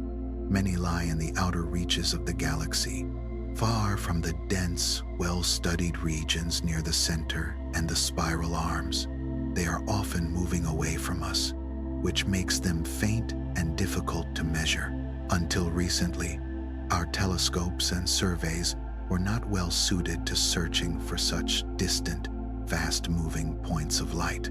Advances in observational technology have begun to change this. Large sky surveys that repeatedly scan wide areas, combined with high-precision instruments capable of measuring tiny shifts in a star's position or spectrum, have made it possible to identify stars with unusual velocities and track their paths. As more hypervelocity stars are discovered and their motions traced backward, astronomers hope to refine their models of the forces at work near galactic centers and during galaxy collisions. From these swift, solitary wanderers, we can let our thoughts fall back into a slower, more symmetrical shape, one that looks almost drawn by hand. Galaxies come in many forms: grand spirals with sweeping arms, smooth ellipticals like soft glows of light, and irregular collections of stars with no clear pattern. Among this diversity, there is one galaxy that has captivated observers with its uncanny symmetry and almost otherworldly appearance. It is called Hoag's Object. Discovered in the middle of the 20th century by astronomer Arthur Hoag, this galaxy refuses to fit comfortably into the usual categories. It looks like a nearly perfect ring of stars encircling a bright, spherical core, as if someone had taken two different galaxies and arranged them with a clear gap in between. The outer ring is composed of bright, young, blue stars, fresh and hot, standing out sharply against the dark backdrop of space. At the center sits a compact core of older, redder stars, much like those in a mature elliptical galaxy. Between the glowing ring and the luminous core lies a relatively empty-looking region, a dark moat where few stars are seen. The contrast between the dense, bright ring and the older, quieter core gives Hoag's object a striking, almost crafted quality. At first glance, it resembles a celestial emblem, a glowing circle neatly drawn around a central point. Hoag's object is classified as a ring galaxy, a rare type of structure in which most of the star formation is concentrated in a ring-like region rather than in arms or a disk. Ring galaxies themselves are not common, but what makes this one truly remarkable is how close it comes to a perfect circle. Most galaxies, even ring galaxies, show signs of distortion, lopsided shapes, elongated rings, or off-center cores, interactions with neighboring galaxies, uneven distributions of gas, and small gravitational nudges all tend to warp their symmetry over time. In Hoag's object, by contrast, the ring is smooth and almost perfectly round, and the central core sits neatly in the middle. There are no obvious signs of tidal tails, warp structures, or nearby galactic companions that might have caused a collision. That lack of visible disturbance has left astronomers searching for explanations that can account for such a clean, symmetric design. Ring galaxies are often thought to form when a smaller galaxy passes through a larger one, like a stone dropped into a pond. The gravitational shock of the encounter can send waves of star formation rippling outward, creating a ring of new stars. Over millions of years, that ring can expand, leaving behind a structure with a bright outer rim and a quieter inner region. But in many observed cases, traces of the interaction remain: the intruding galaxy, distorted features, or streams of stars pulled out of shape. With Hoag's object, such clues are notably absent. The galaxy appears relatively isolated, floating in a region of space where there are no obvious companions poised to have triggered such an event. Its ring is not only present, it is almost too perfect, lacking the bends and irregularities that collisions usually leave behind. This neatness makes it a gentle puzzle, a question drawn as a circle in the sky. Because of this, astronomers have explored alternative possibilities, such as more subtle gravitational interactions in the distant past, or internal processes that might have gradually sculpted the galaxy into its present form. Yet, like so many of the universe's most striking structures, Hoag's object keeps much of its story to itself. It stands as a quiet example of how, even on the grand scale of galaxies, the cosmos can surprise us with shapes that feel at once natural and impossibly precise forms that invite us to look closer, think longer, and accept that there is still much we do not yet understand about how the universe chooses to arrange its stars. When astronomers gaze at Hoag's object and try to unravel how such a perfect ring could have formed, they find themselves drawn to a few possible stories. One gentle idea is that the galaxy might be the result of a rare gravitational dance called a resonant ring. In this picture, the bright core of the galaxy could have interacted with a smaller passing object long ago. Instead of a violent collision that tears things apart, the encounter would have been more like a subtle tug, setting up a gravitational resonance. In such a resonance, the pull of gravity would nudge gas and stars into orbits that prefer a circular path at a certain distance from the core. Over time, this could cause matter to pile up in a ring, leaving a gap between the central bulge and the outer rim. Because the forces involved would act in a balanced, almost rhythmic way around the galaxy, the result could be a ring that is unusually symmetric, nearly a perfect circle. It is an elegant idea, but so far, there is no direct evidence of the smaller companion that would have triggered this delicate choreography, leaving the resonant ring explanation as one possibility among several. Another story imagines Hoag's object growing from the inside out. In that scenario, the central core forms first, building up a population of older, redder stars. Much later, a wave of gas moves outward or gathers at a certain radius from the center, perhaps guided by the galaxy's rotation or by the shape of its gravitational field. That gas then collapses and ignites in a burst of star formation, creating a ring of younger, hotter, bluer stars around the older core. This inside-then-ring picture matches what we see: a mature, reddish core surrounded by a bright ring of young blue stars with a relatively empty region in between.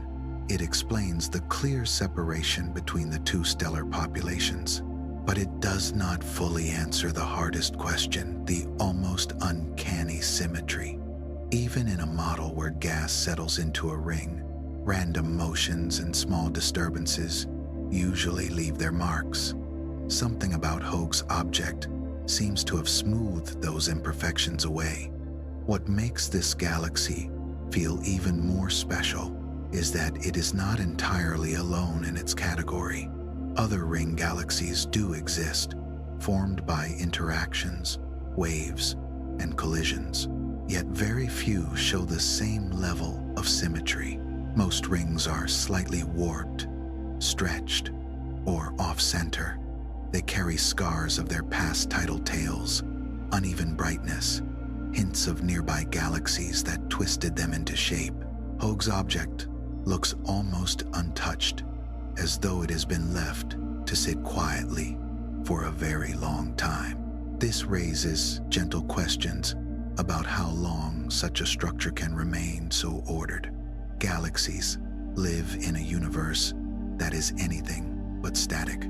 Gravity pulls, gas flows, small galaxies fall in, stars are born and die. Over billions of years, these processes tend to blur sharp lines and disturb perfect shapes. Will Hoag's object eventually change its ring thickening, collapsing inward toward the core, or drifting outward and thinning into space? Or is there something about its mass, surroundings, or internal dynamics that allows it to hold this form for an unusually long time? In the decades since Arthur Hoag first noticed it, astronomers have returned to this galaxy with progressively more powerful instruments. The Hubble Space Telescope, with its clear view above Earth's atmosphere, has taken detailed images that reveal the fine grain of the ring and the smooth glow of the core. In those images, another surprise appears. Tucked in the background, visible through the dark gap between the ring and the nucleus, is what looks like a second, smaller ring galaxy, far beyond Hoag's object. This background ring might just be a cosmic coincidence, a chance alignment along our line of sight, but its presence adds a small, eerie layer to the story, as if the universe were quietly repeating a shape. It hints that ring structures may be more common and more varied than we once thought, and that Hoag's object might be part of a larger tapestry of ring-like systems still waiting to be cataloged and understood. Despite all of these observations and models, no single explanation has fully settled the matter. Hoag's object remains a kind of galactic riddle, isolated, symmetrical, and hard to fit into our usual schemes of formation and evolution. Its existence suggests that there may be processes at work in the shaping of galaxies that we have not yet fully mapped out, or rare combinations of circumstances that produce outcomes we did not expect. For now, it is a beautiful anomaly, a near-perfect circle of stars that quietly invites us to loosen our assumptions about how galaxies are supposed to look. From this calm, almost architectural mystery, we can let our attention drift inward toward the crowded, hidden heart of our own Milky Way, where the puzzles feel hotter, denser, and more energetic. Deep in the galactic center, behind thick curtains of dust and gas, lies a region that our eyes cannot see directly, but our instruments can sense through other kinds of light. Among the signals that reach us from this crowded core are gamma rays, the most energetic form of electromagnetic radiation. For years, astronomers studying this region have noticed an unusual excess of these gamma rays drifting out from the center of the Milky Way, more than can be easily explained by ordinary stellar processes alone. These gamma rays appear to be tied to something more exotic, the annihilation of antimatter. Antimatter is like the mirror image of ordinary matter. For every familiar particle, such as an electron or a proton, there exists a partner with the same mass but opposite electric charge. When a particle meets its antimatter twin, they destroy each other in a flash, converting their mass almost completely into energy. The radiation produced is often in the form of gamma rays, making matter-antimatter annihilation one of the most efficient energy release processes we know. The idea that at least some of the gamma rays from the galactic center might be coming from such annihilations is both exciting and deeply puzzling. Under our current understanding of the universe, large amounts of antimatter should be extremely rare. In the early moments after the Big Bang, physicists believe that matter and antimatter were created in nearly equal quantities. But for reasons we still do not fully understand, almost all of the antimatter disappeared, leaving behind a universe overwhelmingly dominated by matter. The tiny imbalance in favor of matter is what allowed stars, planets, and us to exist. Today, antimatter appears only in small amounts in certain high-energy processes, in cosmic rays, and in particle accelerators on Earth. When it is produced, it quickly meets ordinary matter and annihilates, vanishing almost as soon as it appears. It is hard to imagine large reserves of antimatter lingering anywhere, especially in the dense environment of a galaxy's center, where matter is abundant. And yet, the gamma rays we see from the heart of the Milky Way seem to suggest that some process there is generating enough antimatter to make its presence known. Where could it be coming from? One possibility points again to compact, energetic objects, pulsars. Pulsars are highly magnetized, rapidly rotating neutron stars, the remnants of massive stars that ended their lives in supernova explosions. They are known to be strong sources of high-energy radiation. In the intense magnetic fields near a pulsar, particles can be accelerated to extreme speeds, and processes there can produce pairs of matter and antimatter particles. In this scenario, many pulsars clustered near the galactic center could be generating streams of electrons and their antimatter counterparts. When these partners meet, they would annihilate, producing some portion of the observed gamma rays. The dense stellar environment near the center of the Milky Way is rich in neutron stars and potential pulsars, so this explanation has a natural appeal. Still, it is not yet clear whether this mechanism alone can account for the full amount of gamma radiation we see. Another idea focuses on the supermassive black hole at the Milky Way's core, Sagittarius A star. The region around this black hole is a maelstrom of extreme gravity, hot gas, and powerful magnetic fields. Material falling toward the black hole can be heated to intense temperatures, emitting radiation across the electromagnetic spectrum.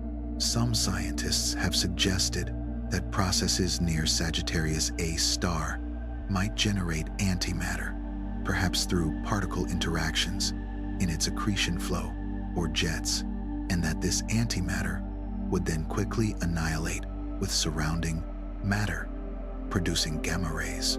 But while black holes are certainly capable of driving energetic phenomena, the details of how they might create significant quantities of antimatter are not yet well understood. The idea remains tempting, but the exact mechanics are murky, and models struggle to reproduce the full signal. There is also a more speculative possibility that reaches into one of the deepest mysteries in modern astrophysics: dark matter. Dark matter is the invisible substance that appears to make up the majority of the universe's mass. It does not emit, absorb, or reflect light in any way we can easily detect, but its gravitational influence is unmistakable in the motion of stars and galaxies. Some theories propose that dark matter particles could occasionally annihilate with each other, producing gamma rays as a byproduct. If the Milky Way's center contains a high concentration of dark matter, as many models suggest, then these annihilations could generate a steady glow of gamma radiation. In that case, the unusual gamma rays from the galactic center might represent indirect evidence of dark matter interacting with itself. This idea is alluring because it would connect two great unknowns at once: the gamma ray excess and the nature of dark matter. But dark matter has never been detected directly, and the properties of its particles are still hypothetical. Without firmer evidence, this explanation remains a tantalizing possibility rather than a firm conclusion. Complicating everything is the simple fact that the galactic center is a highly chaotic environment. It is crowded with stars, gas clouds, dust, stellar winds, and remnants of past supernovae. Shock waves ripple through the region. Magnetic fields twist and reconnect. Many different high-energy processes are active at once, some of which may generate antimatter in ways we have not fully mapped out. Untangling which signals come from which sources is a difficult, delicate task. Because of this, no single explanation pulsars, the supermassive black hole, dark matter, or other mechanisms has yet emerged as the definitive answer. Each candidate can explain part of the picture, but not all of it. The excess gamma rays persist, like a hum beneath a song, reminding us that there is more happening in the galactic center than we currently understand. Perhaps the most intriguing aspect of this puzzle is that it touches on one of the fundamental questions of physics: why our universe contains so much more matter than antimatter. If large amounts of antimatter are being produced or sustained near the Milky Way's core, it may be telling us that our current picture of how matter and antimatter behave, our understanding of the imbalance between them, is not yet complete, and that, in some quiet but important way, our view of this asymmetry is still incomplete. The universe we see, touch, and build our lives in is almost entirely made of matter. Every atom in your body, every grain of dust, every distant star, all of it is matter, not antimatter. Yet, according to our best theories, the early universe should have created matter and antimatter in nearly equal amounts. If that were perfectly true, they would have met, annihilated, and left behind almost nothing but light. Somehow, matter won by a slim but decisive margin, and the reasons for this imbalance are still one of the deepest open questions in physics. That is why the hint of significant antimatter being produced in the heart of our galaxy feels so important. If we can understand where it comes from and how it behaves, we might gain new clues about the processes that separate matter from antimatter, or favor one over the other. The strange gamma rays coming from the galactic center could be more than just a local curiosity. They might be small echoes of the same kind of physics that tipped the universe toward matter long ago. The possibility that dark matter might be involved makes the puzzle even richer. If dark matter particles can collide and annihilate with one another, producing gamma rays, then the glow from the galactic center could be a kind of shadowy signature of this invisible substance. Detecting such a signal with confidence would be a breakthrough, a first, indirect glimpse of what dark matter really is and how it behaves. It would connect the unseen scaffolding of the universe to something we can actually measure, tying together our picture of galaxy structure with the high-energy physics at the Milky Way's core. For now, all of this lives in a space between possibility and proof. The center of our galaxy is a place of extremes: gravity at its fiercest, densities at their highest, energies pushed to their limits. It is a region where the comfortable rules of everyday astrophysics give way to more exotic processes, where black holes, pulsars, shock waves, and perhaps dark matter all mingle. The suspected antimatter annihilations are one more layer in this dense tapestry, a reminder that the cosmic heart we orbit from afar still keeps many of its secrets. From those violent depths, we can drift outward to quieter places, old star clusters where time seems to move more slowly. And yet, even there, something unexpected can shine through. In ancient clusters scattered across the galaxy, stars age together like a community growing old. Over millions and billions of years, they burn through their fuel, swell, cool, and fade according to well-understood rhythms. Most of the stars in such clusters are in advanced stages of life, their colors softened, their energies gently declining. That is the pattern we expect to see: a population of elders sharing the same long history.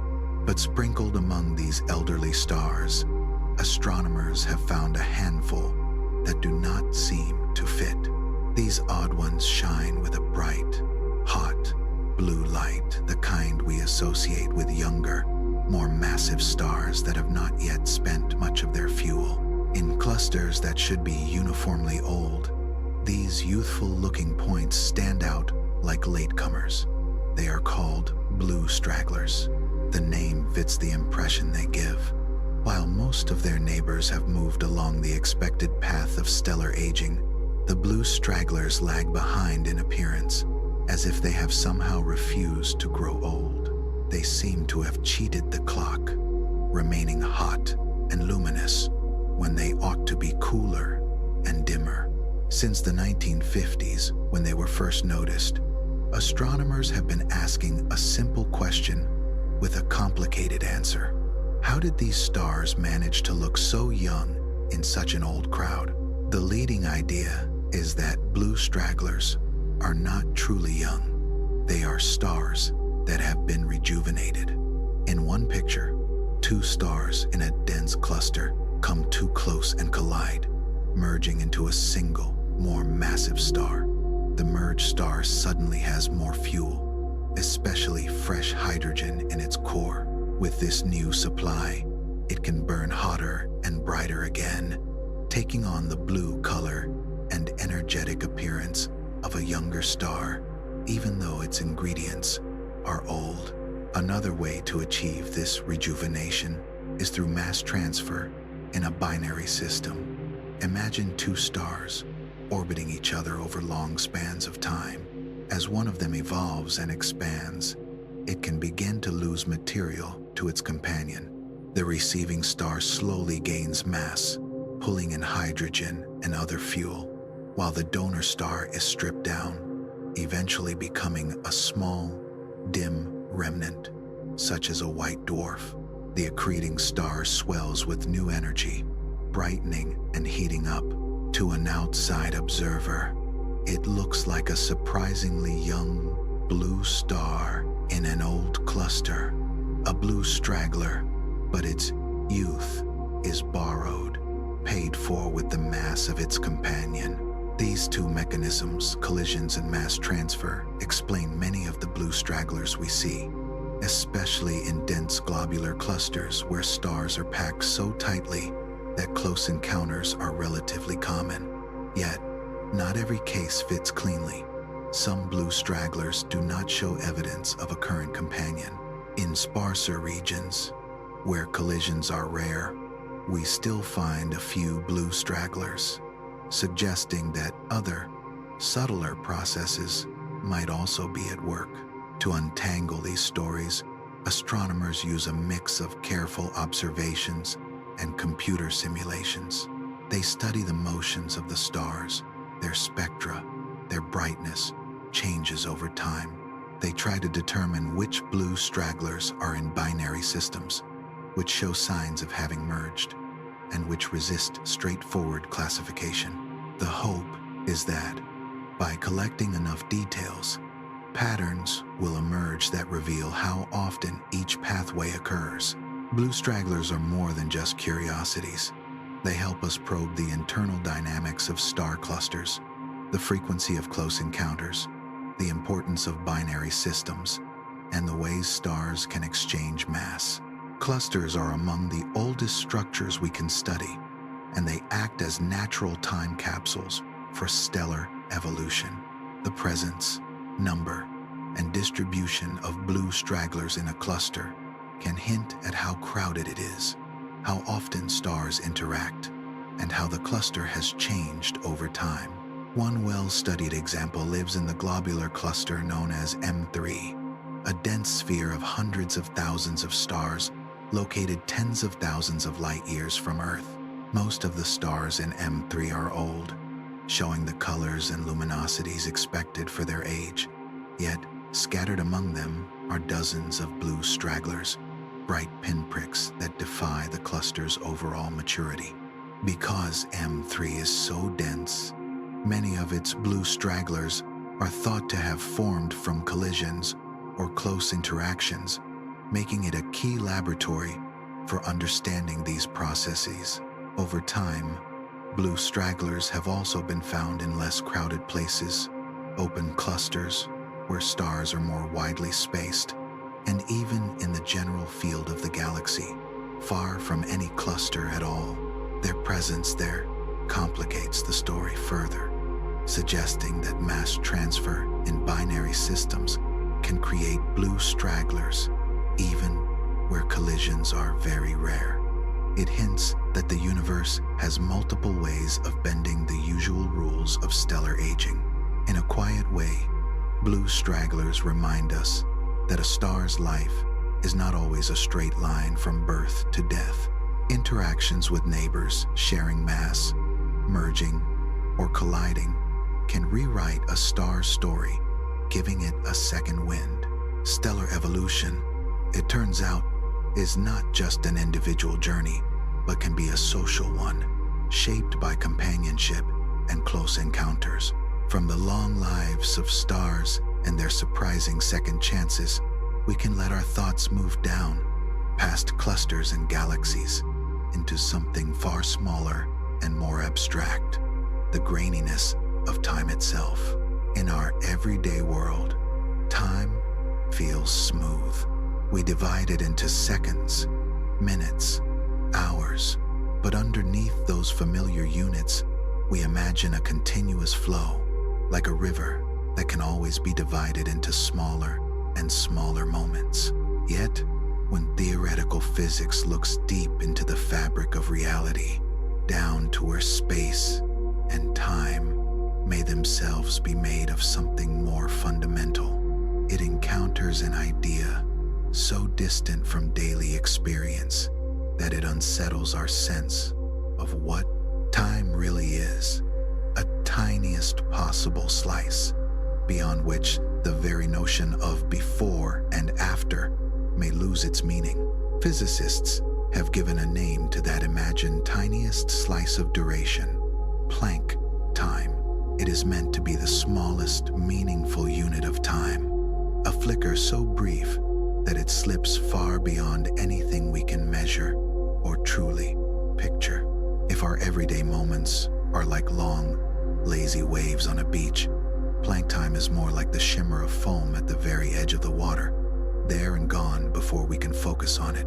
Planck time is named after the German physicist Max Planck, one of the early architects of quantum theory. In the first years of the 20th century, he was searching for a way to build units of measurement, not from human-made conventions like meters or seconds, but from the universe's own fundamental constants, the speed of light, the strength of gravity, and the quantum constant that bears his name. Out of this effort came a family of natural units: Planck time, Planck length, Planck mass, Planck energy. They are not just clever mathematical tricks. They mark the scales where our current theories bump up against their limits. To get a sense of how small Planck time is, imagine taking one single second and trying to slice it thinner and thinner. If you cut that second into 10 equal pieces, you get tenths.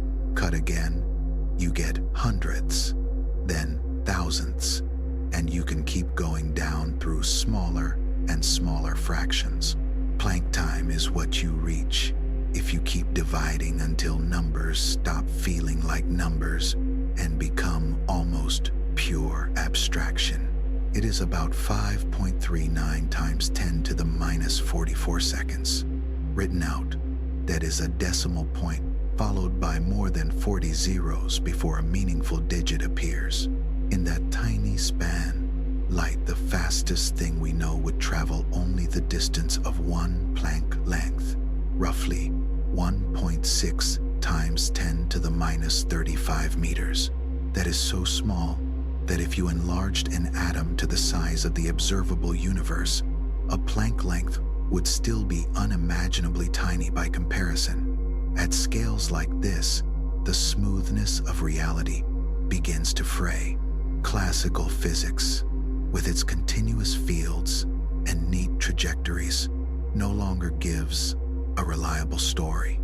Quantum effects become overwhelming, and gravity, usually the ruler of large-scale structure, is just as important as the jitter of particles. This is the domain where researchers expect quantum gravity to rule a theory we do not yet have in complete form. In this regime, the fabric of space and time itself is thought to become uncertain and restless. The tidy picture from Einstein's general relativity, where space-time is a smooth, stretchy sheet, starts to break down. Instead, some physicists imagine a kind of quantum foam, a seething sea of tiny fluctuations where distances and durations flicker, and the notion of a clear before and after becomes hazy. The importance of Planck time becomes even more striking when we turn our thoughts back to the universe's earliest moments.